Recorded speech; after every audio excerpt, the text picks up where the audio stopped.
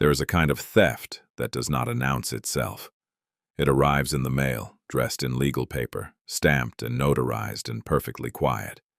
It takes the house. It takes the accounts. It takes the years a woman spent building something from nothing in a small Ohio town where everyone knew her name. And by the time the damage becomes visible, the thief is already gone, sitting somewhere comfortable, certain that nothing has been left behind. But property records are patient. They do not forget. And in Crestfield, Ohio, in a county courthouse that smelled of old wood and radiator heat, a single document had been sitting in a drawer since 1987, uncontested, unaltered, still bearing the name of a woman who had spent 30 years doing quiet things for people who never knew she was doing them. A flower shop, 4 Alderman Street, 1,100 square feet of cold storage and dried petals, and a clay pot of rosemary on the front step that someone had kept alive through 3 Ohio winters without being asked. Her stepdaughter came from 2 hours north with $214, a borrowed pickup, and nothing else. She had not been close to Ruth, not in the way people mean when they use that word, but she had been honest with her, and Ruth had noticed. And Ruth had done what careful people do. She had planned quietly, written plainly, and sealed an envelope addressed to the one who comes looking. She did not know when that person would arrive. She only knew that they would. The stepson had been thorough. He had moved early while Ruth's memory was beginning to loosen at the edges, and he had moved carefully, and he had transferred the deed to the house with a signature that did not belong to Ruth and a notary stamp that should never have touched that page. He had accounted for nearly everything, 30 years of a woman's work, reduced to a transaction, recorded on a Tuesday in March with a transfer price of $0. He had been almost perfect. Almost. What follows is the story of what he missed. It is the story of a padlock, a pry bar, a fireproof lockbox, and a letter written by a woman who had already forgiven more than most people ever have to. It is the story of a town that kept a secret for 11 years without knowing it was keeping one. And it is the story of a flower shop on a quiet street that waited, dark and locked and patient, for the right person to come through the door. The letter came on a Thursday. It arrived in a manila envelope with a green certified mail sticker and a return address from a law office in Crestfield, Ohio. And it sat in the box at the bottom of the stairs for 6 hours before Lena Marsh came down to get it. She had been awake since 4 in the morning, not from worry. From the particular kind of quiet that settles into a borrowed room when the heat shuts off at 3 and does not come back on. She was 47 years old. She had been living above the Farwell Coin Laundry on Dodd Street for 11 weeks, in a room that belonged to the building's owner, a retired postal worker named Jean, who charged her $400 a month and asked nothing else. The room had one window that faced a parking lot, a radiator that knocked twice every hour like a reminder, and a bathroom down the hall. Lena had her clothes in 2 duffel bags and her documents in a fire-resistant accordion folder she kept under the cot. She did not have much else. Her husband, Terrence, had died 14 months earlier. Cardiac event, the doctor said, which was the careful way of saying fast and without warning. They had been married 9 years. The house in Columbus had been in Terrence's name, and his son from a previous marriage had the paperwork in order before Lena had finished making calls. She did not fight it. She did not have the money or the appetite for a fight that she already knew she would lose. She packed the 2 duffel bags and the accordion folder, and she drove north on Route 23 until she ran low on gas and pulled off in Farwell, which was not a destination, only a place where the road happened to stop for her. She had $214 in a checking account at a regional bank that charged her $9 a month to keep it open. She had a part-time job bussing tables at a diner called Paulette's 3 mornings a week, which paid her $71 cash. She was not unhappy. She was not happy. She was between things, which was different from both. The envelope was heavier than she expected. She carried it upstairs with her coffee cup and set it on the small table by the window and looked at the return address for a moment before she opened it. Alderman and Fenn, attorneys at law, Crestfield, Ohio. She did not recognize the name of the firm. She did not know anyone in Crestfield.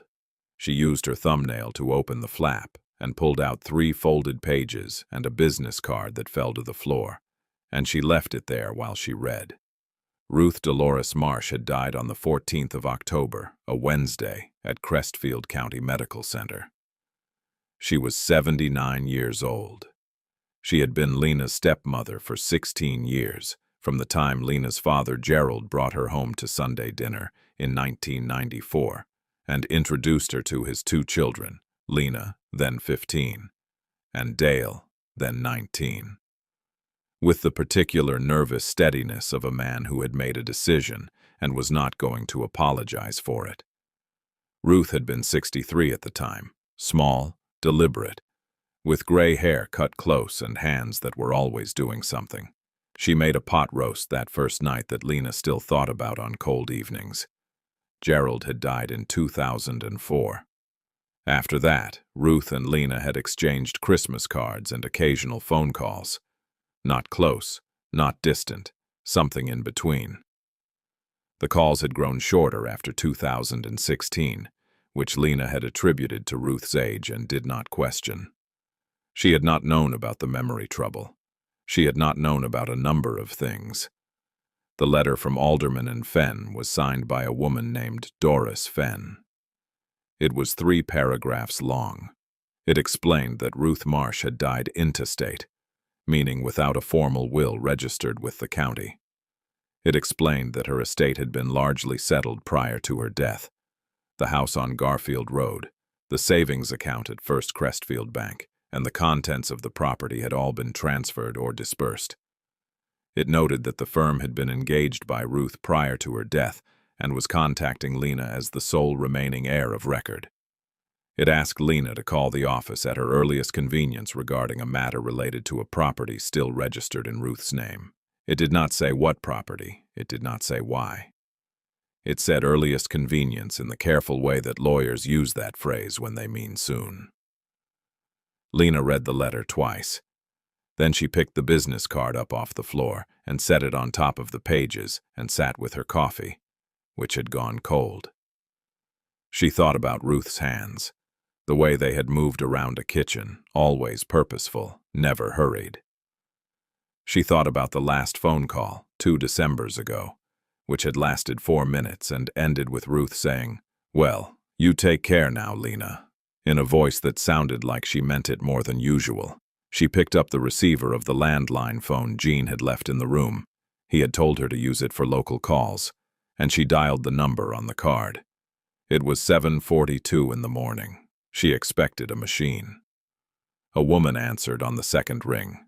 Doris Fenn had a voice like gravel wrapped in flannel. She thanked Lena for calling promptly and asked how she was managing the drive from Columbus. And when Lena told her she was in Farwell now, Doris went quiet for just a moment and then said, "That was actually closer, wasn't it?" She confirmed what the letter had said about the estate. She confirmed that Dale Marsh, Ruth's stepson, had handled most of the administrative matters following Ruth's decline. She used the word handled in a way that carried more weight than it needed to. Then she told Lena about the flower shop. 4 Alderman Street, Crestfield. Marsh Blooms, licensed in 1987 under the sole proprietorship of Ruth Dolores Marsh. Property taxes paid through the previous calendar year. Deed on file at the Crestfield County Recorder's Office, uncontested, untransferred, still registered in Ruth's name as of the date of the call. Doris said that as the sole remaining heir of record, Lena had standing to initiate a claim. She said there were details to discuss in person. She said she had a key.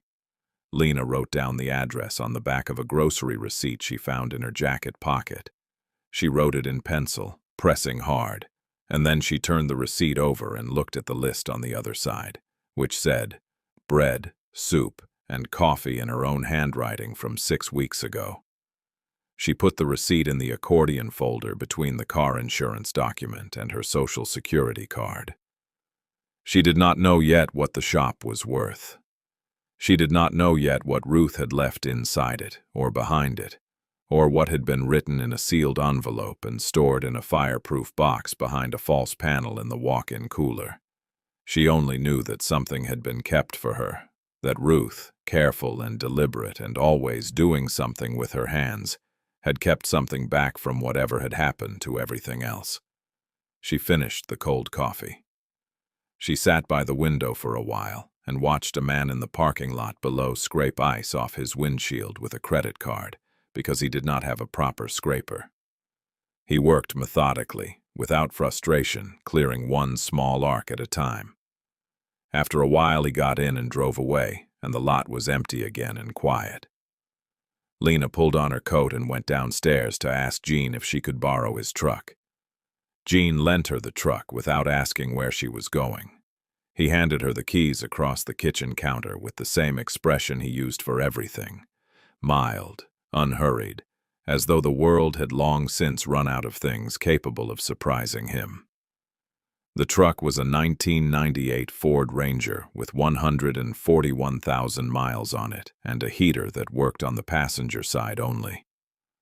Lena thanked him and told him she would be back by evening. He said, "Take your time," and went back to his crossword.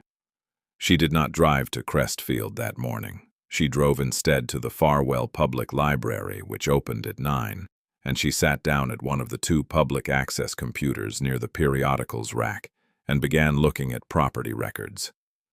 The Crestfield County Recorder's Office had digitized its deed index back to 1971. The search interface was slow, and the font was small, and the results came back in a table that was not designed for easy reading, but the information was there if you were patient enough to look for it. Ruth Dolores Marsh had purchased the building at 4 Alderman Street in Crestfield on the 17th of June, 1987, for $38,000. The deed was recorded 2 days later. The grantor was a man named Clifton Healy, and the transaction was clean. No liens, no conditions, no encumbrances noted. Ruth had signed her name in a forward-leaning cursive that was still legible in the scanned image, and the notary stamp was crisp and dark. The deed had not been transferred since. That was the first thing Lena found, and she wrote the date and the parcel number in pencil on another grocery receipt. The second thing she found took longer. The Garfield Road property, Ruth's house, the house where Gerald had lived when Lena was growing up, the house where Sunday dinners happened and where Ruth's hands were always moving around a kitchen, had a different history. Its most recent deed transfer was dated March the 9th, 2019. Grantor, Ruth Dolores Marsh. Grantee, Dale Gerald Marsh. Consideration, $0. The document had been notarized by a woman named Patricia Solt, commission number stamped in the lower right corner, and it had been recorded at the Crestfield County Recorder's Office on March the 12th, 2019, at 9:47 in the morning. Lena sat with that for a while. $0. A woman transfers her home of 30 years to her stepson for $0, and the paper goes into the county record without a question asked, because that is how property law works. A gift is a gift, and unless someone objects, no one looks twice. She printed the document for 25 cents and folded it into the accordion folder. Then she searched the probate index.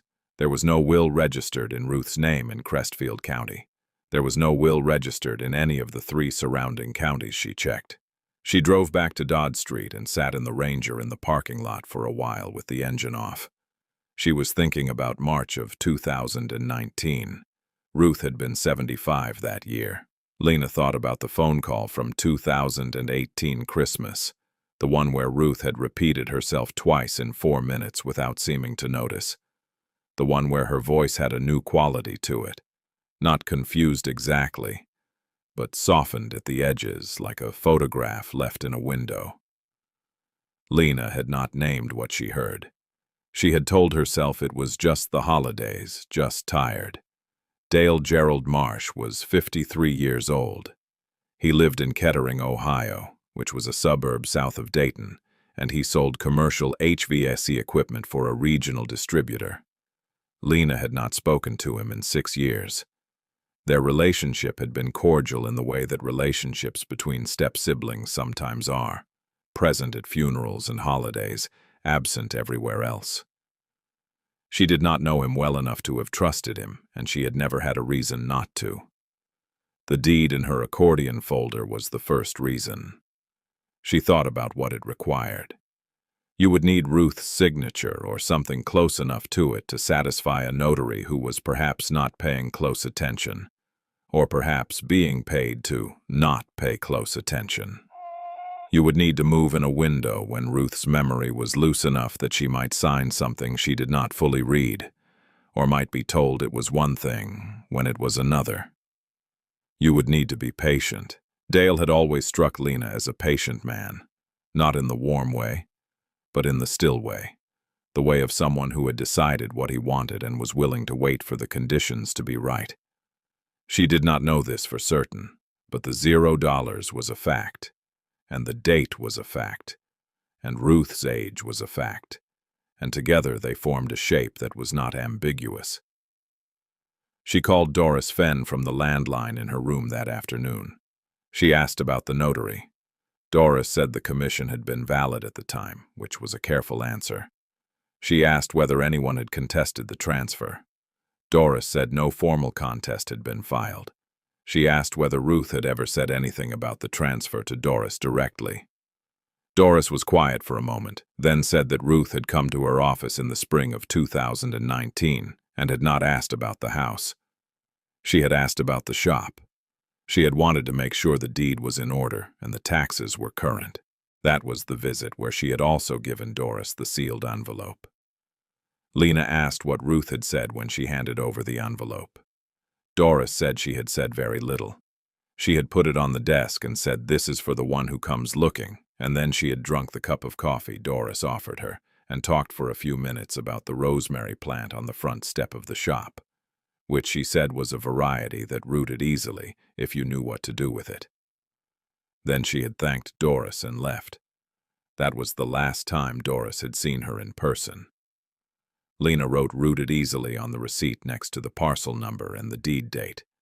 She did not know yet why she wrote it. She folded the receipt back into the folder and set the folder on the cot and went to the window. The parking lot was empty in the late afternoon light. The asphalt had a thin skin of old ice that the sun had not reached. She thought about Ruth in that office in 2019, knowing what had already happened to the house and saying nothing about it to Doris, only asking about the shop, only making sure the one thing Dale had missed was still standing. Ruth had not fought him. That was the thing Lena kept returning to. A woman who could press cold chisel marks into a cutting board when she was making pastry. A woman who had once argued a property tax assessment down by 40% by showing up to the county office with a 3-page typed letter and a survey map. That woman had not contested the deed transfer. She had let Dale take the house, and she had turned and looked at what remained, and she had made a plan so quiet that it required no confrontation, no courtroom, no raised voice. Only patience. Only a sealed envelope. Only a name written on the front of it in the same forward-leaning cursive that had signed the Alderman Street deed in 1987. Lena pulled Jean's truck keys from her jacket pocket and set them on the table next to the lamp. She would leave early in the morning. Crestfield was 2 hours on Route 33 to County Road 14, and she wanted to arrive before noon. She did not know what she would find when she got there. She knew only that Ruth had thought it worth keeping, and that was enough to go on.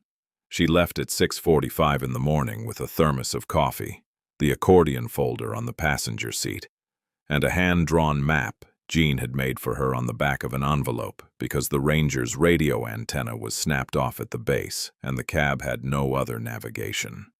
Jean had drawn it in ballpoint pen, labeling the turns in capital letters with distance in tenths of miles. He had done it from memory, because he had grown up 20 minutes from Crestfield and still knew the roads, the way people know the roads they learned before they could drive. He handed her the map and a paper bag with 2 biscuits in it and told her the left turnoff. Route 33 was easy to miss because the county sign had been knocked down by a snowplow 3 winters ago and never replaced. The morning was gray and still. Farwell thinned out quickly once she cleared the grain elevator on the south edge of town. A few scattered houses, a shuttered implement dealership with sun-faded flags still strung across the lot, a dog watching from a gravel driveway without barking. Then fields. The truck moved through them steadily, the heater pushing warm air across the passenger side and leaving Lena's left hand cold on the wheel. She drank the coffee in small amounts and watched the road and did not think about anything in particular, which was its own kind of thinking. Route 33 was 2 lanes with wide gravel shoulders, and it ran southeast through country that had stopped expecting much from the 20th century and had made a kind of peace with that. The farms here were working farms, not decorative ones, no painted fences, no seasonal wreaths on the mailboxes, just equipment and fields and the particular tidiness of people who could not afford to waste anything. She passed a grain co-op, a water tower with a town name she could not read from the road, a white church with its marquee sign, blank. The light was flat and even, the kind that makes distances hard to judge. She found the left turn at mile marker 41, where Jean's map said she would, marked by a metal post with no sign on it, just the bolt holes where the sign had been. County Road 14 began as cracked asphalt and became something less certain within half a mile. The pavement narrowed, the center line disappeared, and by the time she crossed a low concrete bridge over a drainage ditch, it had given way entirely to packed gravel that popped under the ranger's tires in a sound like scattered applause. The fields here were closer to the road. The tree line pressed in from both sides, and the sky above the windshield became a corridor. She slowed without deciding to slow. Crestfield announced itself without ceremony. A speed limit sign, 35, and then a water tower, and then houses, the kind that had been built in the 40s and maintained just enough to stay standing. A hardware store, a diner with a handwritten specials board in the window, a post office the size of a 2-car garage. Main Street was 3 blocks long and ended at a 4-way stop where a man in coveralls was loading cardboard boxes into the bed of a pickup without any apparent hurry. The town had the particular quiet of a weekday morning, in a place where most people had somewhere to be and had already gone there. She turned on Alderman Street at the 2nd block. It was a short street, running perpendicular to Main, lined on both sides with narrow commercial buildings that shared walls and had once shared a certain modest prosperity. A tax preparation office, a barber shop with the pole still turning, a building with brown paper in the windows and no sign. And then, 4 buildings down on the left. Marsh Blooms. She pulled the Ranger to the curb and left the engine running for a moment before she shut it off. The building was 1 story. Brick, with a wide front window that had been covered from the inside with a sheet of plywood cut to fit the frame. The plywood had weathered from tan to gray and had a horizontal split near the top where moisture had gotten into the grain. Above the window, the painted sign, Marsh Blooms, Est. 1987, had faded until the letters were more suggestion than statement, pale against the brick like something seen through gauze. The front door was steel with a kick plate worn silver at the bottom, and it was secured with a padlock the size of a man's fist, a heavy master lock with a shackle thick as a finger, looped through a hasp that had been bolted directly into the door frame with lag screws. She sat in the truck and looked at it. The street was quiet. A pigeon moved along the gutter on the far side.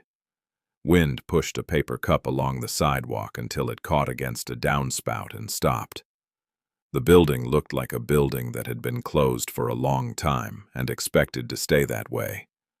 It looked like a building that had given up waiting, except for the pot.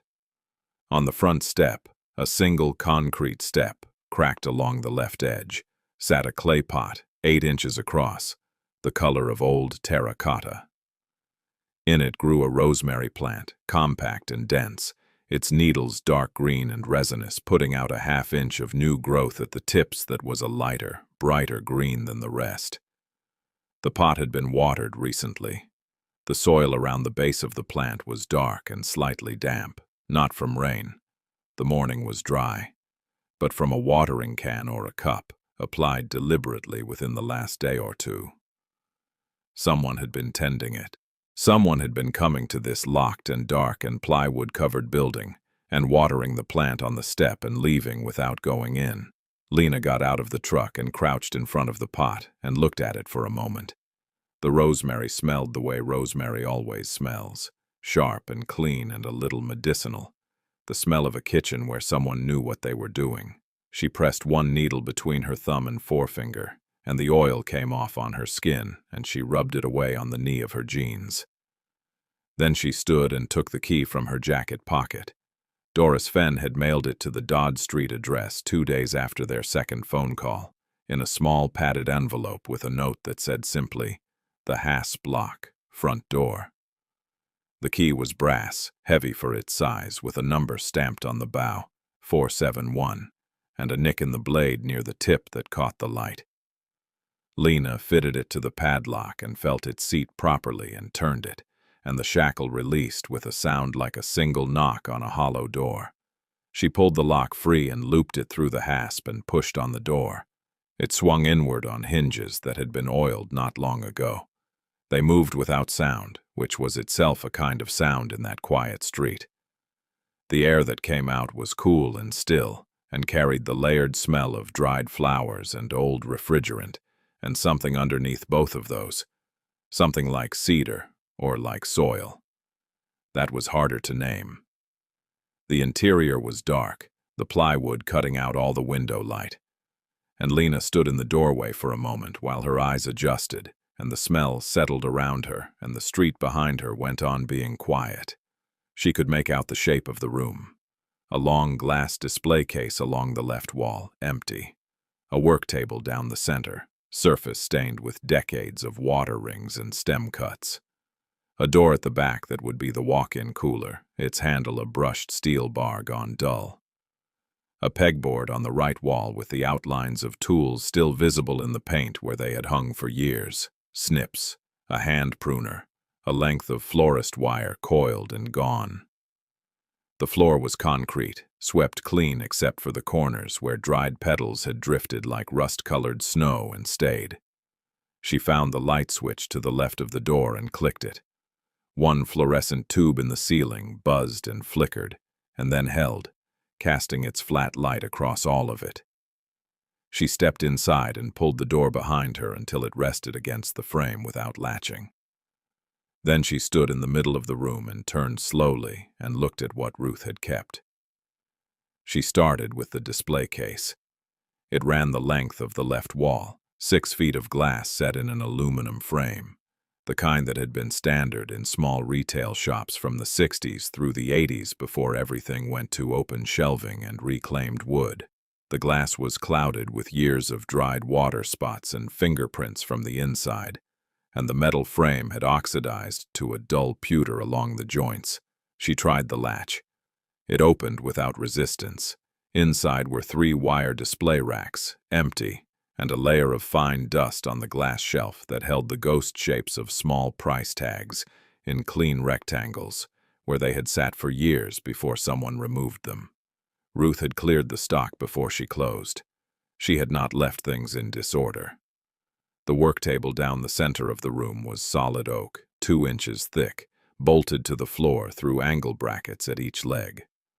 The surface had been cut and scored and stained by 30 years of stems and shears and water buckets, and it had the particular warmth of a surface that had been used hard and honestly. Lena ran her palm along it, Under the near end of the table, someone had stored a flat of terracotta pots nested inside one another, a coil of brown jute twine on a wooden spool, and a pair of Felco pruning shears in a leather belt holster, the blades still sharp when she opened them and tested them against her thumbnail. These had not been cleared. These had been left deliberately. The pegboard on the right wall showed its ghosts, the hook patterns and paint shadows of tools that had hung there and been taken down. Or taken. A few hooks remained, empty. On one of them hung a single item, a 3x5 index card, protected in a small plastic sleeve, with Ruth's handwriting on it in blue ballpoint. It listed the fluorescent tube model number, the padlock combination for a secondary lock Lena had not found yet, and the date the refrigeration unit's compressor had last been serviced. August the 3rd, 2014. Below that, underlined once, the panel behind the cooler opens left. Lena read the card twice and put it in the accordion folder. The walk-in cooler door was at the back of the room. The brushed steel handlebar was cold to the touch, even without power. The interior at the ambient temperature of a building that had been closed through several Ohio winters. She pulled the handle and the door swung out on its heavy hinges with a slow, pressurized exhale. And the smell that came with it was old refrigerant and a mineral cold that had nowhere else to go. Inside, the cooler was empty. Bare stainless shelving on 3 walls, a drain in the center of the floor, a condenser unit mounted high on the back wall with a service tag wired to the coil. The unit was dead, obviously, and had been for some time. A skin of frost had formed along the upper shelving brackets and gone through several cycles of freezing and thawing until it looked like lace. She stood in the doorway of the cooler and looked at the back wall. Then she looked at the baseboard along the left side, inside the cooler. There was a gap. Not large, perhaps a 1/4 inch running the full length of the left interior wall at floor level, where the baseboard trim did not quite seat against the floor. The gap was consistent, too, even to be settling, and the trim itself, when she crouched and pressed it, had a slight give that solid trim, nailed into a concrete base, should not have. She went back to the main room and found the pry bar on the floor under the work table. A 16-inch S-wing with a straight shank and a nail-pulling notch, its red grip worn to bare steel at the end. She brought it back into the cooler. The trim came away from the baseboard with moderate resistance and 2 short dry pops as the finish nails released. Behind it was a seam in the wall panel. Not drywall, but 3/4-inch plywood screwed into a frame, painted to match the cooler interior and aged to the same color, so that the seam was nearly invisible unless you were looking for it and the light was right. Lena worked the flat end of the pry bar into the seam at the bottom and leaned her weight on it steadily, not forcing it, letting the tool do what it was made for. The panel gave with a low, reluctant creak, then swung left on a pair of heavy piano hinges mounted at the far edge. Behind it was a space approximately 2 feet deep and 4 feet wide, framed into the exterior wall between the cooler and the alley side of the building. Inside the space were 4 things. A gray metal shelving unit, the kind sold at hardware stores for garage storage, holding a flat of mason jars with rubber-banded receipts sorted by year going back to 1989. A cardboard box, sealed with brown packing tape, labeled in Ruth's handwriting, Shop Inventory, 2013. A fireproof document lockbox, dark green, approximately 14 by 10 inches, with a combination dial on the front and a carry handle on the top. And leaning against the wall beside the lockbox, a manila envelope, unsealed, with a single line written on the front in the same blue ballpoint as the index card on the pegboard. For the one who comes looking. Lena did not touch the envelope immediately. She stood in the cooler doorway with the pry bar still in her hand and looked at the space Ruth had built into the wall, had paid someone to build, or had built herself, because Ruth was not a woman who paid for things she could do with her own hands, and thought about how long it had been there. The receipts went back to '89. The panel had been painted and repainted along with the cooler interior at least twice. This was not something Ruth had assembled in a hurry after 2019. This had been here for a long time. This had been here before there was anything to hide from. She set the pry bar on the cooler floor and took the lockbox out first. It was heavier than its size suggested. The combination on the dial was the one written on the index card. She had memorized it when she read the card, and she turned it through the sequence. Left to 22, right past 0 to 37, left to 9. The dial seated and she pressed the release tab and the lid lifted.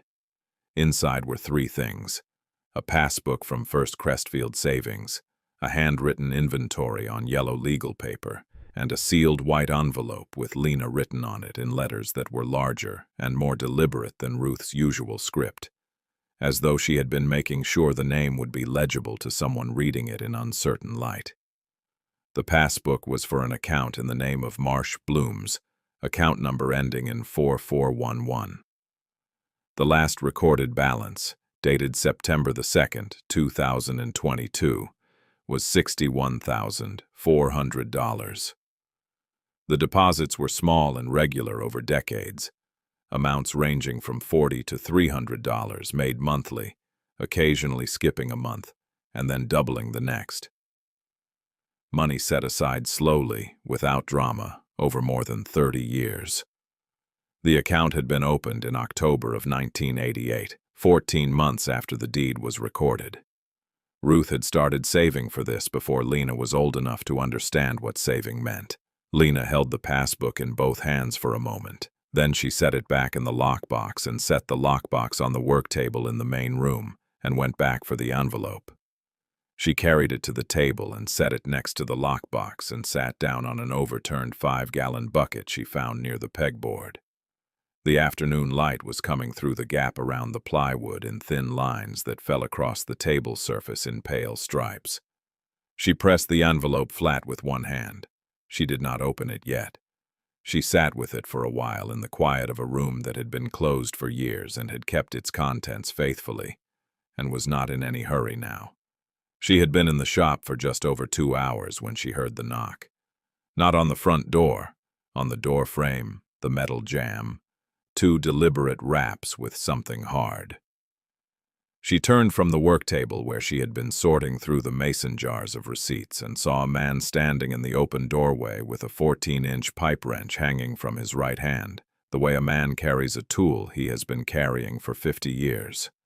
Without thinking about it, an extension of the arm. He was somewhere past 70, broad through the shoulders, with the kind of build that had once been substantial and had settled into something denser and more compact with age. He wore a canvas work coat the color of old mustard and a wool cap pulled to just above his eyebrows. He did not come in. He looked at the room and then at Lena and said, "The shutoff behind the cooler has been seeping since Ruth closed up." He said it the way a man states a fact he has been meaning to do something about for some time. Not as an explanation, but as the natural beginning of a task. He did not ask if it was all right to come in. He stepped inside and moved past Lena toward the back of the room with the particular purposefulness of someone who knows a building's layout from memory and does not need to look around to find what he came for. Lena watched him go. He knew exactly where the shutoff was. It was behind the walk-in cooler, accessible through a low-access panel in the right side wall of the cooler interior. The kind of panel that exists in commercial buildings everywhere, and that most people who use those buildings never think about. He had the panel open and was on one knee in the cooler with a flashlight from his coat pocket before Lena had fully processed what was happening. She heard the wrench seat on the valve fitting, and then the short, controlled effort of a man applying torque to something that had been neglected long enough to resist. A sound like a joint protesting. Then silence. He was back in the main room in 11 minutes. He wiped the wrench on a rag he kept folded in his coat pocket and looked at the fitting on the rag for a moment and then folded the rag and put it back. He said the packing nut was loose, which lets moisture wick up the stem over time, and that he had snugged it down and it would hold now. He said this without particular emphasis, the way a person reports the outcome of something routine. Then he looked at the mason jars lined up on the work table, and the open lockbox and the accordion folder, and said, "You must be the one she wrote the envelope for." Lena said she thought so. He nodded once. He extended his left hand, the one without the wrench, and said, "Ardell Coop, the hardware store, 2 doors up." His grip was dry and brief. He had the handshake of a man who had shaken many hands in the course of doing business, and understood that the shake itself was not the point. Lena told him her name, and he repeated it once, quietly, as though filing it. Then he looked at the room again, at the work table and the stripped pegboard and the display case standing open, and he said she kept this place clean, right up to the end. Meaning Ruth. Meaning that was something worth saying. Lena asked how long he had known her. Ardell looked at the ceiling for a moment in the way of a man doing arithmetic. He said since '89, which was the year after she opened. He said she had come into the hardware store in March of that year needing 3/4-inch copper fittings and a roll of thread seal tape, and she had known exactly what she wanted and had not needed help finding it, which he said had made an impression on him because most people who came in needing fittings needed help finding them. He said this without irony. It was simply true, and he had noticed it, and 35 years later it was still the detail he led with when he thought of Ruth. Lena asked if he knew she had closed the shop. He said he had been here the day she closed it, which was a Tuesday in November of 2020. Ruth had locked the padlock and put the key in her coat pocket and stood on the step for a moment, looking at the sign above the window. Ardell had come out of the hardware store to say something, and then had not said anything, because Ruth's face was a face that did not need words added to it. He had gone back inside. An hour later, she had knocked on the hardware store door and handed him a clay pot with a rosemary plant in it and said would he water it when he thought of it. He said he had thought of it twice a week since. Lena looked at him. She said that was you. He said he supposed it was. He said rosemary was not a difficult plant if you did not overdo it, and that Ruth had told him the variety rooted easily, which he had not tested because he had not had occasion to. He said this in a tone that suggested he might test it now that the occasion had presented itself. He put the pipe wrench under his left arm and reached into the right pocket of his canvas coat and produced a small paper bag, the kind used for hardware fasteners, and set it on the work table next to the mason jars.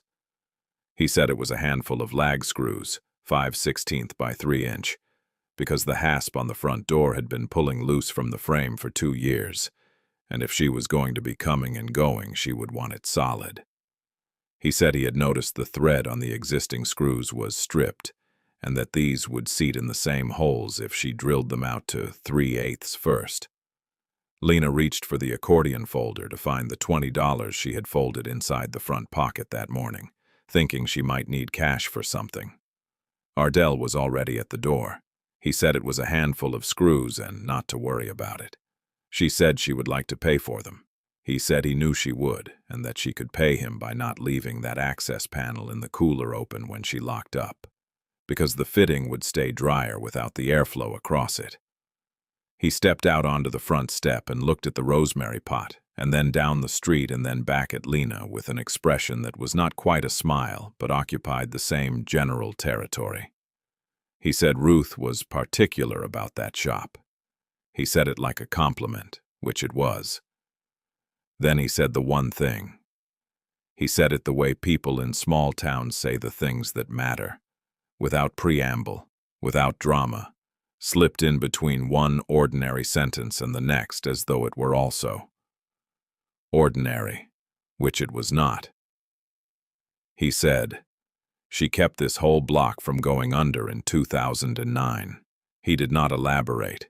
He did not explain what he meant by kept or by going under, or what 2009 had been like on Alderman Street.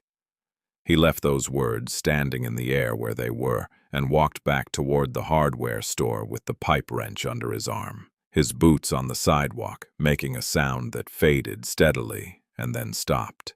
Lena stood in the doorway and looked at the empty sidewalk for a moment. The rosemary pot was at her left foot. She crouched down and touched the soil, still damp from Ardle's most recent watering, which she now understood had happened that morning before she arrived. Because he had been coming here twice a week for more than 5 years, and today was no different from any other day, except that the door was finally open. She pressed 2 fingers into the soil to the second knuckle. Then she stood and went back inside, and sat down on the overturned bucket and looked at the sealed white envelope on the work table with her name on it in Ruth's deliberate, legible hand. The lag screws Ardle had left sat in their paper bag next to the mason jars. She would fix the hasp later. There were things to do in order, and she knew what came next. The envelope was sealed with a strip of clear tape across the flap, the kind of thing a person does when they want to be sure time and humidity do not do the sealing for them. Lena peeled it back carefully and lifted the flap, and took out 3 pages of white paper, folded in thirds, covered on both sides in Ruth's blue ballpoint in the same forward-leaning cursive that had signed the deed in '87 and written the note on the index card and addressed the envelope itself. The handwriting was steady. Whatever Ruth had been losing in those last years, her hand had held. Lena unfolded the pages and smoothed them flat on the work table and read. March the 3rd, 2018. Lena. If you are reading this, you came looking, which means you are the right person. I did not know for certain it would be you. I hoped. You were always honest with me in a way that did not require you to be kind about it, and I found that more useful than kindness over the years. I am writing this while I still write clearly, because there are some months now where I do not. I want to say certain things plainly before the plainness goes out of me. Your father left me the house on Garfield Road and the shop on Alderman Street. The house I have lived in, the shop I have worked in. I do not know how much longer I will be in either one. Dale has been helpful. He drives me to appointments and he handles things I can no longer easily handle, and I am grateful for that. But I have watched Dale handle things for other people over the years, and I know the difference between handling that is given and handling that is collecting. He has been very patient. I understand what patient means when a person applies it to an old woman's property. I had a lawyer look at things in the fall of 2017. He told me that a deed transfer signed under conditions of diminished capacity can be challenged, but rarely is, because the person whose capacity was diminished is usually gone by the time anyone notices, and the person who benefited from the transfer has had years to make it complicated. He told me this gently, as lawyers do when they are telling you something true that you will not enjoy. I thanked him, and I did not go back. What I did instead was come to Doris Fenn. Doris is careful, and she is honest, and she charges a fair rate. I told her what I thought was coming, and I asked her to make sure the shop stayed out of it. The shop has been in my name since '87, and the taxes are paid, and the deed is clean, and as long as no one tries to transfer it, it stays where it is. I told Doris to do nothing unless someone came to her with a deed in my name that I had not personally placed in her hands. I have not placed any such deed in her hands. If Dale has transferred the shop, Doris will know, and she will know it was not from me. Now, what the shop is worth. The building I bought for $38,000 in '87. I will not guess what it is worth now because I do not know, and guessing is not useful. The county assessor has a number on file. What I can tell you is the account. I opened a savings account in the name of Marsh Blooms at First Crestfield Savings in October of '88. I have put money into it every month since, or most months, the amount small enough that they did not change how I lived. I did not tell Gerald about it. I did not tell Dale. I did not tell anyone because money that people know about has a way of becoming money that people feel entitled to, and I did not want that. The passbook is in the lockbox. The combination is on the card by the pegboard. You will have found it already, or you are reading this next to the lockbox with it open, which is what I imagined when I wrote this. The balance, as of last September, was $61,400. It has been adding interest. I do not know what it will be when you read this, but it will be close to that. That money is for the shop. Not for selling the shop, for the shop itself. I want it opened again. I want the cooler running and the front window clear, and something growing on that work table. I am not instructing you. I am telling you what I want, which is different. You will do what makes sense. You always did. There are things in the shop I left for purpose. The Felco shears in the holster under the table were Gerald's from when he gardened, and I sharpened them last spring, and they will hold an edge for years if you wipe them after use. The terracotta pots I left because good pots are not cheap, and those have not cracked. The receipt jars are 30 years of what this shop was. I kept every receipt, every order, every delivery slip, because I was the daughter of a woman who kept everything, and I inherited the habit. You do not need to read them, but they are there if you want to know what the shop did and how. The rosemary on the step is a variety called ARP. It is hardy to zone 5, and it roots from cuttings in 3 to 4 weeks in a glass of water on a windowsill. I have been propagating from that one plant for 11 years.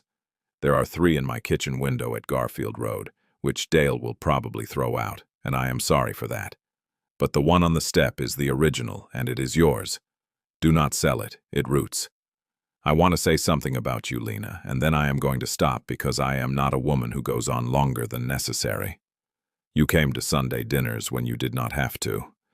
You were 15, and your father had brought home a woman you had not been asked about, and you came to dinner, and you ate the pot roast, and you said it was good, which it was. But more importantly, you said it because it was true, and not because you were trying to make anyone feel better. I noticed every time you were honest with me over the years, including the times the honesty was uncomfortable. Including the time you told me in 2012 that you thought I was being unfair to your father about the money for the roof. Which I was. You were right, and I knew you were right before you finished the sentence.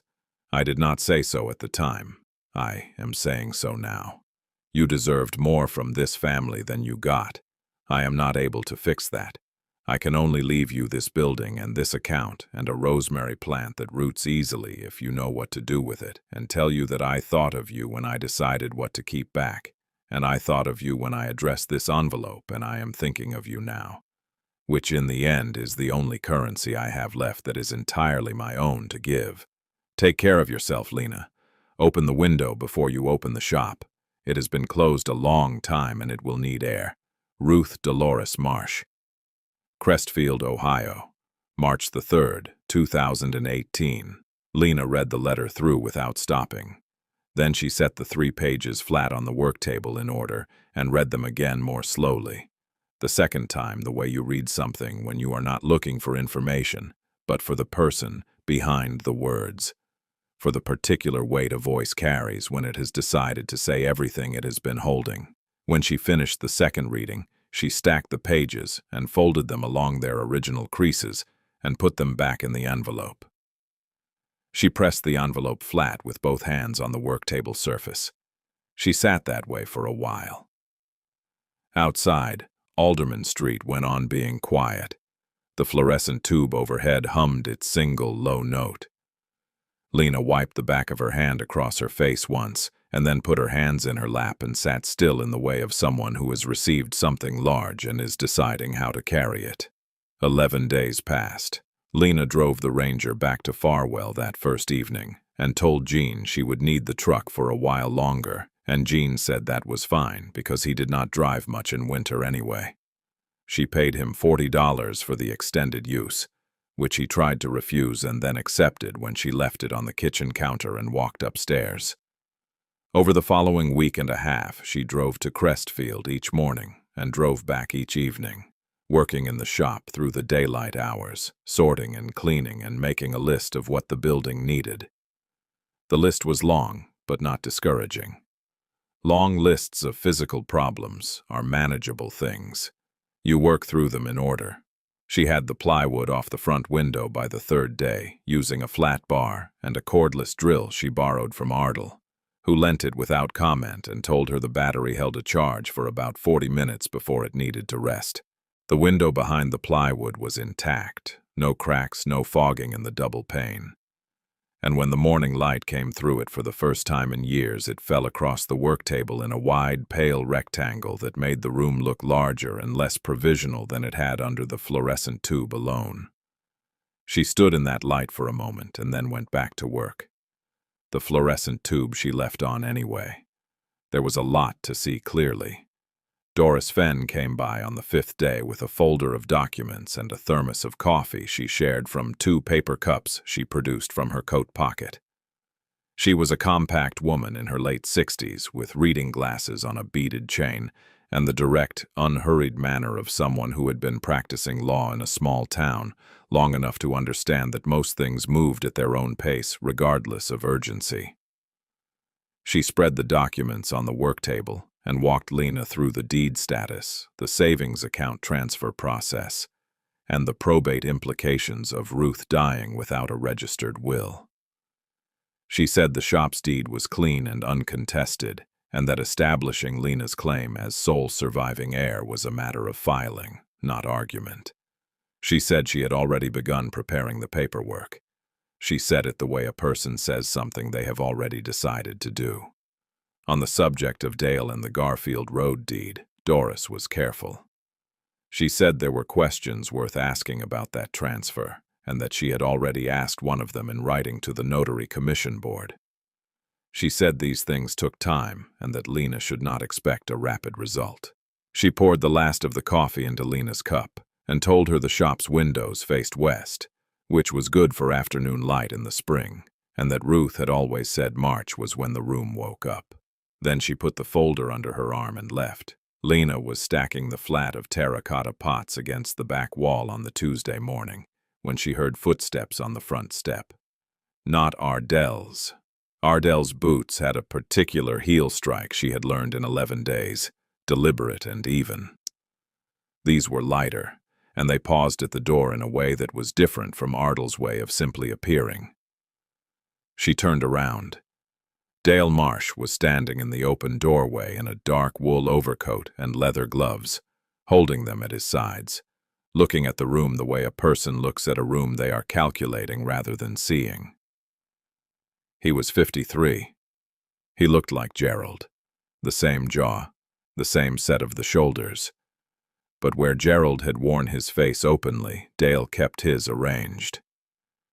He was not an unattractive man. He had the kind of steady pleasantness that works well in professional settings, the kind that is not warm exactly but is reliably civil. He said, "Hello, Lena." He said it without surprise, as though he had known she would be here and had simply been deciding when to come. She set the pot she was holding down on the work table and said, "Hello, Dale." He came inside without being invited but without force, just the natural entry of a man who does not consider that an invitation might be required. He looked at the open lockbox on the shelf she had mounted near the pegboard, which was empty now. The passbook and the letter and the inventory moved to the accordion folder.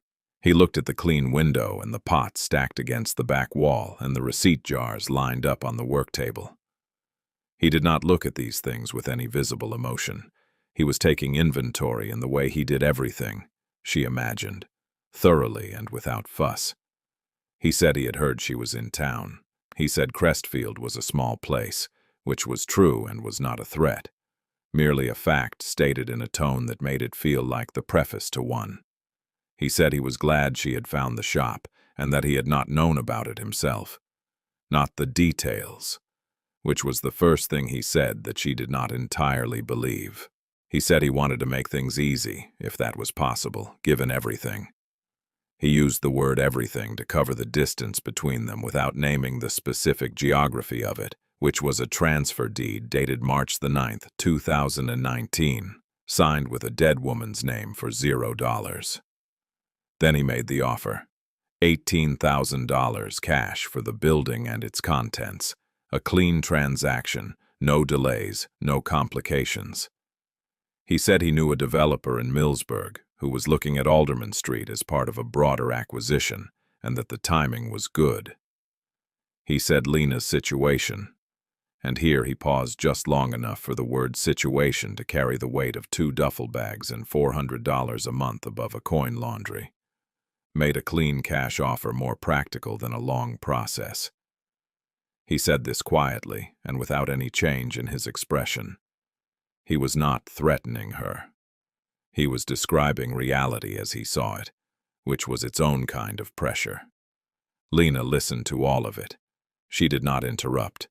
She did not change her expression either, which was something Ruth had modeled for her at Sunday dinners when Gerald said things that required patience rather than response.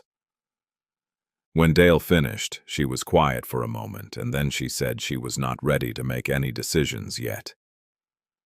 Dale nodded as though this were the answer he had expected, and said, "Of course, naturally," and reached into his coat pocket and produced a business card, heavy stock, his name and a Kettering address and a phone number, and set it on the work table next to the mason jars.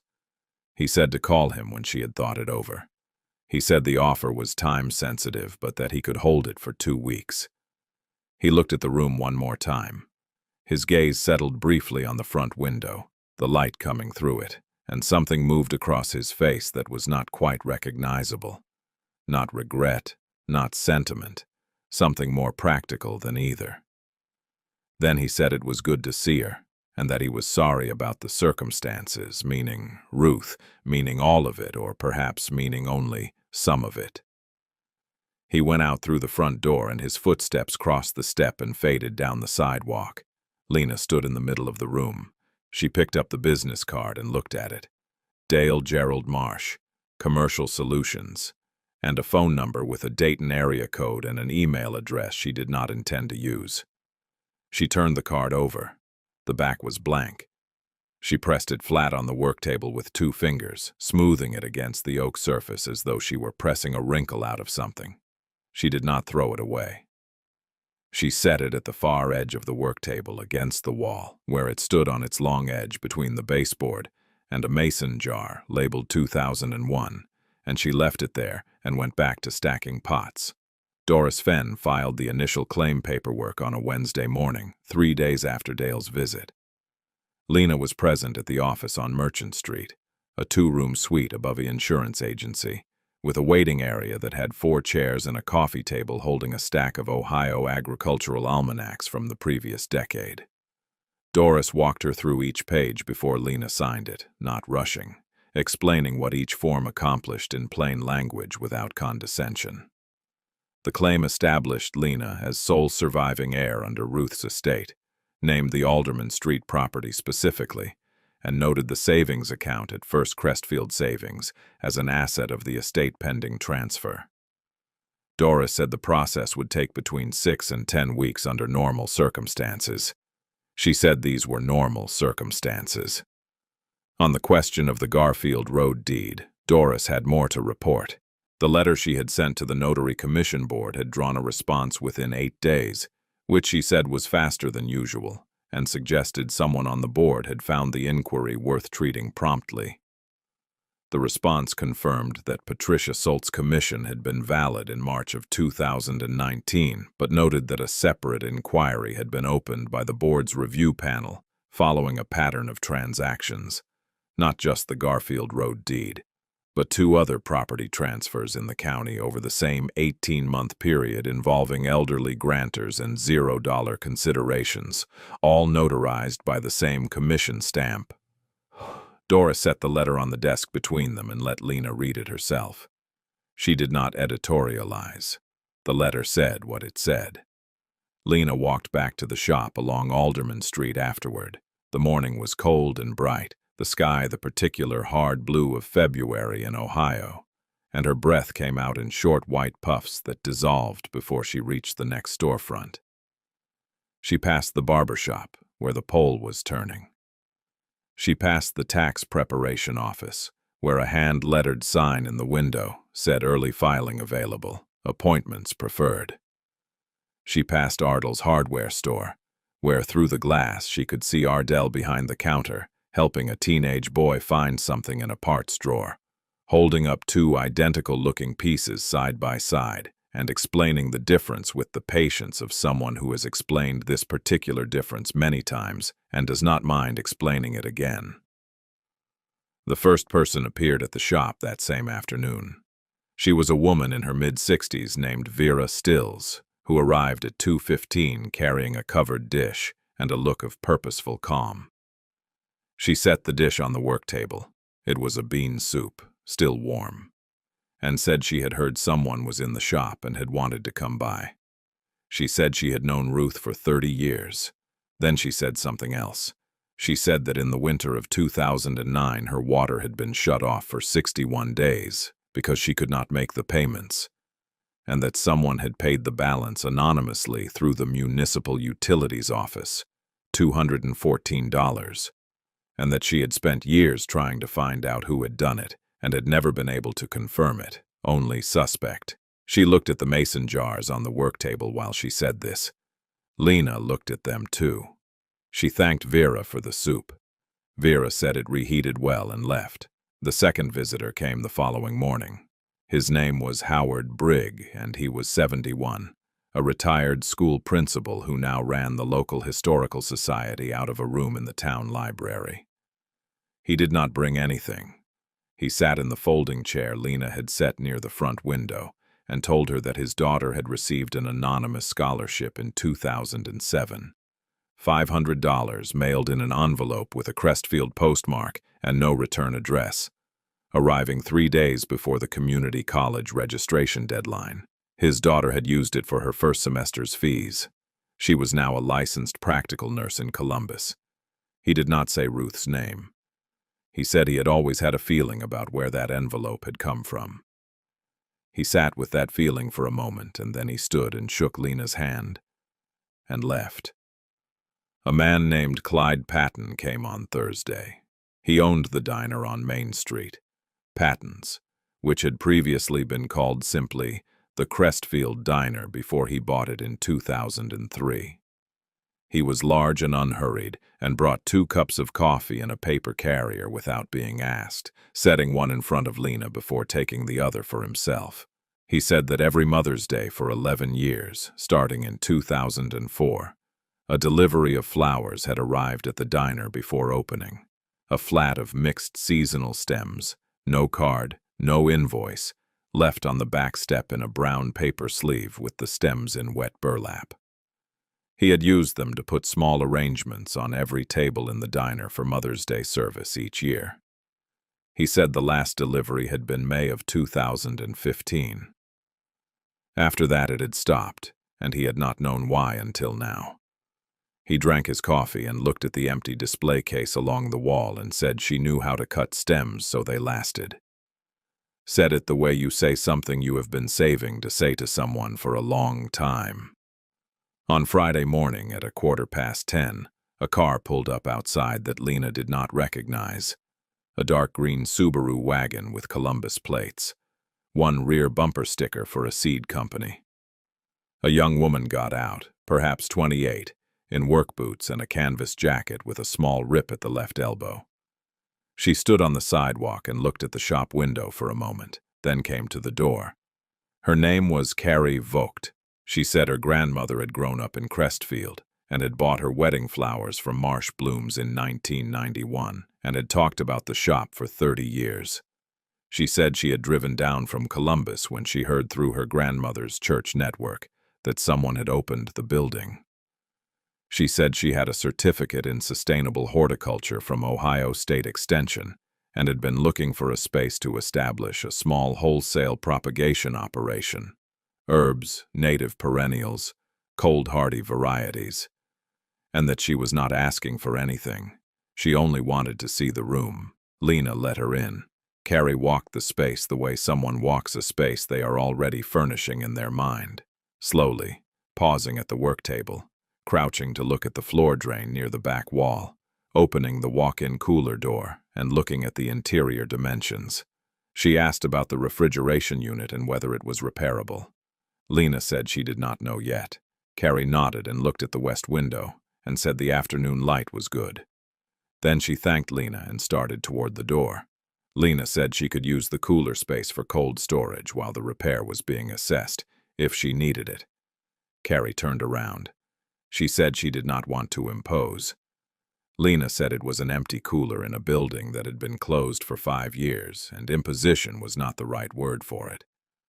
Carrie looked at her for a moment and then said she had seed trays she could bring down on Monday. Lena said Monday was fine. Carrie went out and stood on the step for a moment, looking at the rosemary pot, and then she got in the Subaru and drove back toward Route 33. That evening, Doris called the shop's landline, which Lena had reconnected the previous week through the county utility cooperative for $34 a month. Doris said the Notary Commission Board had formally referred the matter of the Garfield Road deed to the county prosecutor's office for review. She said this did not guarantee an outcome. She said it meant someone official was now asking the same questions Lena had been asking, which was a different kind of asking. She said Dale had been contacted by the prosecutor's office that afternoon, which she knew because Dale's own attorney, a man in Dayton, had called Doris's office within the hour. Doris said she found the speed of that call informative. She said good evening and hung up. Lena set the receiver back in the cradle and looked at Dale's business card standing on its edge against the mason jar, labeled 2001. She left it where it was and turned off the fluorescent light and locked the padlock on the front door and drove back to Farwell in the dark with the heater running warm on the passenger side and the radio antenna still missing and the road ahead lit only as far as the headlights reached, which was far enough. The letter from Dale's attorney arrived on a Monday.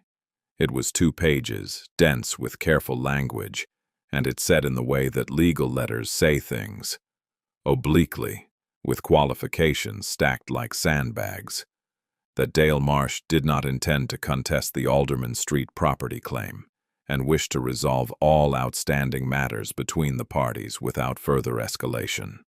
It did not mention the Garfield Road deed by name. It did not mention the Notary Commission inquiry.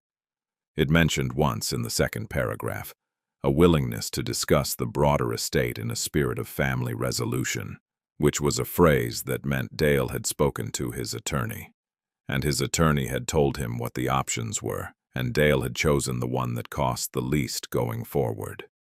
Doris read the letter on the phone to Lena that same morning, slowly, pausing at the careful parts. When she finished, she said it was a retreat. She said it plainly, without satisfaction, the way you name a thing that is simply what it is. The prosecutor's office did not close its inquiry. That was separate, and it moved at its own pace, which was not Lena's pace to control.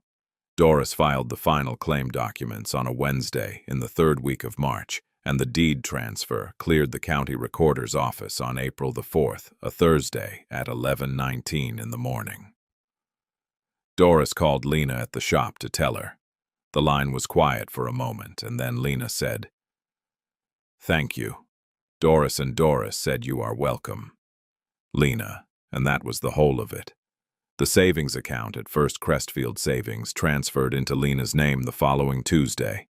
The balance at that date, $61,743, the additional $343, the accumulated interest of the month since Ruth's death. Lena stood at the teller window and looked at the figure on the transfer confirmation slip for a moment, and then folded it and put it in the accordion folder between the deed copy and Ruth's letter.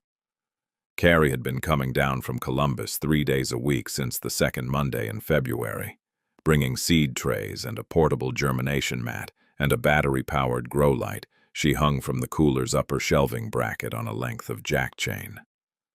She had the cooler unit assessed by a refrigeration technician from Millsburg named Pete Garvey, who came on a Thursday afternoon and spent 90 minutes with a manifold gauge set and a flashlight, and came out saying the compressor was salvageable, the condenser coil needed cleaning, and the refrigerant charge was low, but the system had not lost its seal.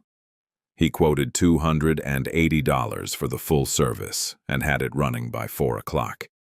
Carrie paid him from her own pocket before Lena could reach for the accordion folder, and when Lena objected, Carrie said she needed the cooler more than Lena did right now, and that they could settle it later.